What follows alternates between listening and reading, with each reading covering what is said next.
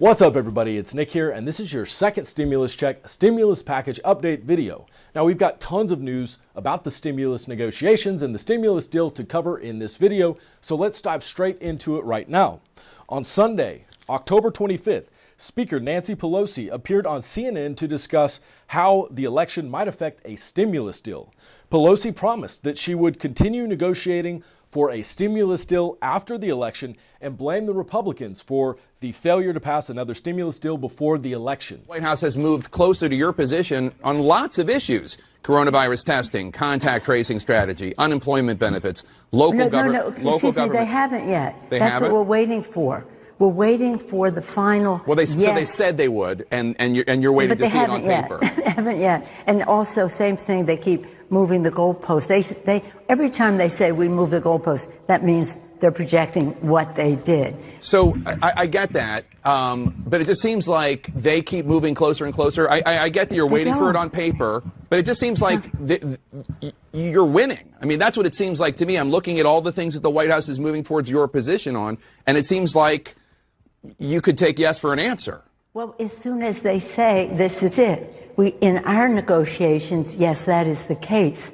But then they take it back, and when they come back, it isn't what we anticipated. Now, the following day, October 26th, the White House National Economic Council Director Larry Kudlow updated reporters on the status of the stimulus negotiations. Now, one side note, if you ever have worn glasses with your mask, then you will feel for Larry in the following clip. I'm not an attack dog. All I'm saying is, from speaking to Secretary Mnuchin, that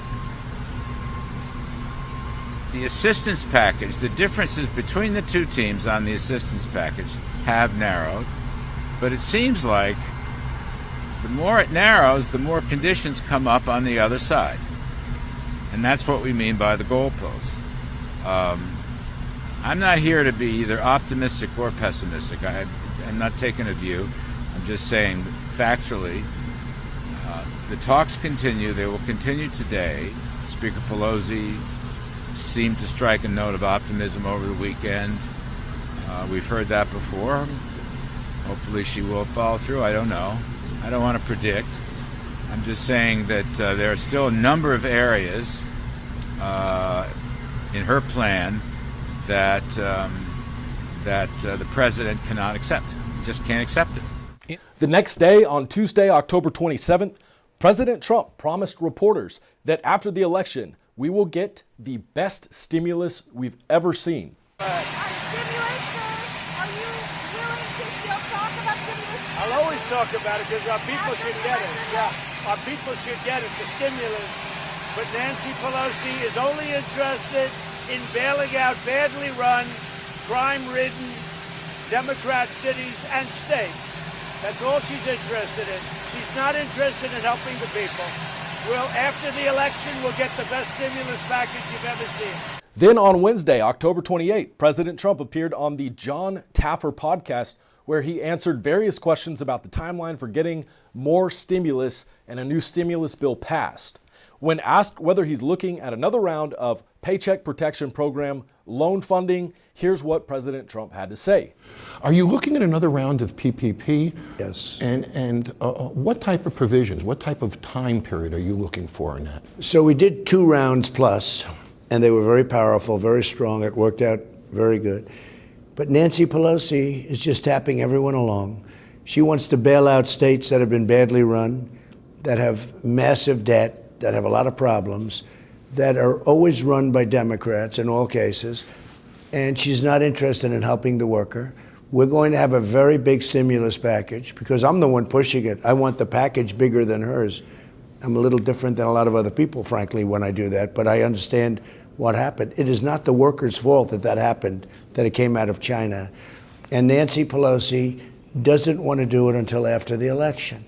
I think they're going to lose the House. And I think we're going to win, and I have a feeling we're going to do fine in the Senate. Senate's not going to be easy, but I think we're going to do fine in the Senate. And we're going to do a very big package as soon as the election's over. I would rather do it now, but Nancy Pelosi does not want to do it. So I hope everybody remembers that. Trump also talked about making business meals deductible as a business expense again. And we want to get deductibility for the restaurants again. Yeah. Do you remember, you're an old-time restaurateur, do you remember the old days when you had deductibility? Of course. When they took that away, it actually really hurt the restaurant business. It actually became a smaller business. You know, people say, oh, this restaurant's successful, but it was never successful like it was before. So we're going to get deductibility back. For business meals. Yes. John Taffer then asked whether President Trump is still looking at including travel and tourism incentives as part of the next stimulus deal. So when we look at a destination like Las Vegas or Miami and these tourist destinations, of course, you know, we're not going to come back until the planes are full again. And I've heard you mention just in passing that you've looked at some domestic travel incentives. Right. Is that something you're still committed to? So we're doing a lot. We're working very hard with the airlines. I agree with you. You have to feel comfortable getting on a plane to make Nevada, really the whole state, whether it's Las Vegas or not, but Nevada, really where it was 7 months ago. You know, we created something that was the most successful economically that we've ever been. That includes this state. It includes Las Vegas itself, which I know very well. Here we are in a Trump building. So we are doing a lot of things having to do with tourism, and it's all coming to Trump was then asked whether he's concerned that this stimulus stalemate between the Republicans and the Democrats would continue on past the election. Here's what he had to say. Are you concerned after COVID that the resistance to stimulus is going to continue? No, I think once we get past the election, we're going to get it. It may be bipartisan. It may not have to be. Depending if we win the House, it won't have to be. But I think right after the election, we're going to get it one way or the other. It'll happen. Now, the following day, Thursday, October 29th, Nancy Pelosi wrote a letter to Steve Mnuchin, Secretary of Treasury, in which she claimed that she is still waiting on the White House's proposed revisions to the next stimulus bill concerning a number of terms, which included testing, tracing, and treatment, state and local funding, school funding, child care funding, earned income tax credit and child tax credit, unemployment benefits, workplace protections, and liability. Pelosi's letter says that President Trump's words that, quote, after the election we will get the best stimulus package you have ever seen, only have meaning if he can get Mitch McConnell to take his hand off of the pause button and get Senate Republican chairmen moving toward agreement with the House counterparts. Now, Nancy Pelosi's letter apparently blindsided Steve Mnuchin. In his letter responding to Pelosi, which Steve Mnuchin posted on Twitter that afternoon, Mnuchin wrote, I woke up this morning and read your letter to me in the press. Because you sent it to my office at midnight and simultaneously released it to the press, I can unfortunately only conclude that this is a political stunt. Mnuchin then accused Pelosi of inaccurately describing the status of their stimulus talks. For example, Mnuchin pointed out that he had already accepted Pelosi's proposal on dollars and language regarding testing. Mnuchin also pointed out that he had already agreed to the funding level for contact tracing and provided Pelosi with detailed comments regarding the language of that section. Mnuchin's letter then goes on to highlight the parts of the stimulus bill where Pelosi and the Democrats have refused to compromise, including state and local funding, schools, unemployment benefits, coronavirus liability shield for businesses, and worker protections. Mnuchin ended his letter by writing, while you accuse the administration of holding up the negotiations, you refuse to bring to the floor of the House standalone legislation to support airline workers, additional Paycheck Protection Program payments to small businesses, and additional direct payments, aka stimulus checks, that we can fund by using already approved money that we have not spent. Your all or none approach is hurting hardworking Americans who need help now. Now, later that afternoon, October 29th still, Pelosi held her weekly press conference, and during that, she addressed her letter to Steve Mnuchin and accused Mnuchin of changing 55% of the language in her proposed stimulus bill after promising to make only minor revisions. I just recently, last night, or this morning, sent a letter to Secretary Mnuchin spelling out some of the concerns we are still waiting to hear back from the administration. 2 weeks ago, the Secretary said that he was willing to accept our testing language. He just wanted to make a light touch on the language. 2 weeks ago, the light touch was 55% of the language, largely eliminating our initiatives that addressed the disparities of the virus when it came to minority communities in our country. It's sinful. It's sinful that we have not addressed protecting the lives of the American people on the path that this president has taken, starting with calling it a hoax, saying it's going to magically disappear. The list goes on. A reporter then asked Pelosi why she wouldn't just accept a smaller package. And we've heard this question before. We've heard Pelosi's answer before. This is what she said this time. Thank you, Madam Speaker. If you are correct that Joe Biden is going to be elected, you're still going to confront a balance of power with President Trump and a Republican Senate for the lame duck. Would that not argue for you to take a somewhat smaller bill that the system can produce in the lame duck and then get the rest when Biden is president? This is not a small, we're not talking size, we're talking quality. And we are not going to take a small bill that has the bulk of reinforcing funds to the richest people in America while questioning the integrity of people on unemployment insurance. They say you need to show more flexibility. We're not going to go to anything like Mitch McConnell has. People are hungry. People on the verge of eviction. People need money in their pockets. We have enormous challenges there. So again, it has to be about the quality of what it is yet. It's not just something to say, we surrender.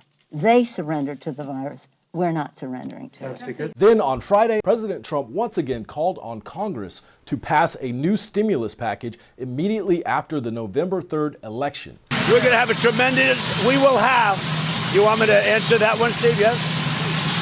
We will have a tremendous stimulus package immediately after the election. Later that day, Nancy Pelosi appeared on MSNBC where she criticized President Trump and his administration's response to the pandemic. The Treasury Secretary is blaming you for all the private negotiations going public. The Washington Post is saying that you and Mnuchin were once Washington's odd couple, but that your relationship has flamed out. Is this a flamed out relationship? Well, it doesn't matter what our relationship is. It matters what the truth is. And the truth is that this administration has failed miserably in responding to this virus. In fact, today, our select committee on the coronavirus put out a report, inefficient, ineffective, inequitable. The Trump administration's failed response to the coronavirus crisis.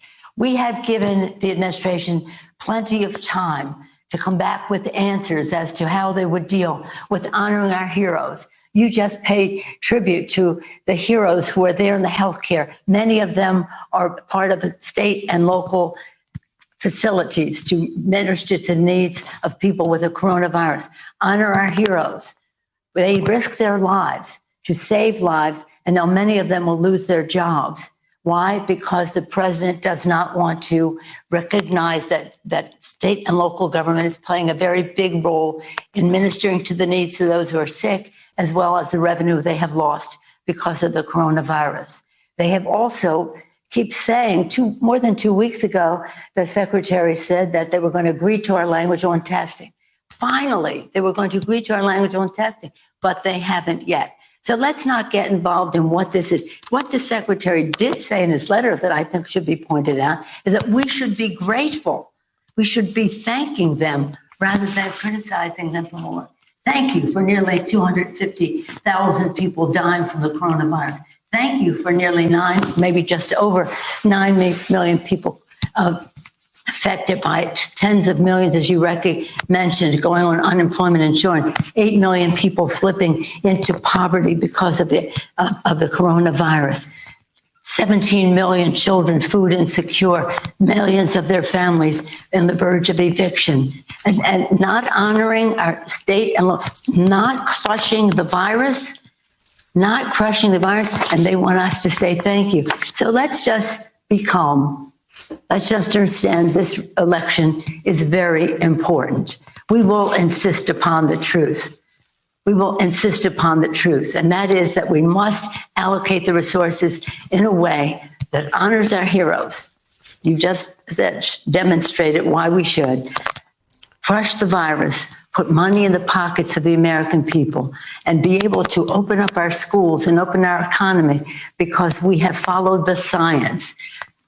Testing, tracing, treatment, mask wearing, sanitation, separation, and the rest. And also in a way that it recognizes that overwhelmingly this virus is affecting communities of color in our country. So again, we're not going to make matters worse by agreeing to something where they say, well, we don't want to do the earned income tax credit, but we will give $150 billion to the wealthiest people in America, having nothing to do with the coronavirus and retroactive to years before the coronavirus. So we have a major difference of opinion. I was hoping that we could reconcile them. I still am hopeful that we will, but it won't begin by us thanking the administration for what they have done, as they have claimed incredible progress. Incredible progress.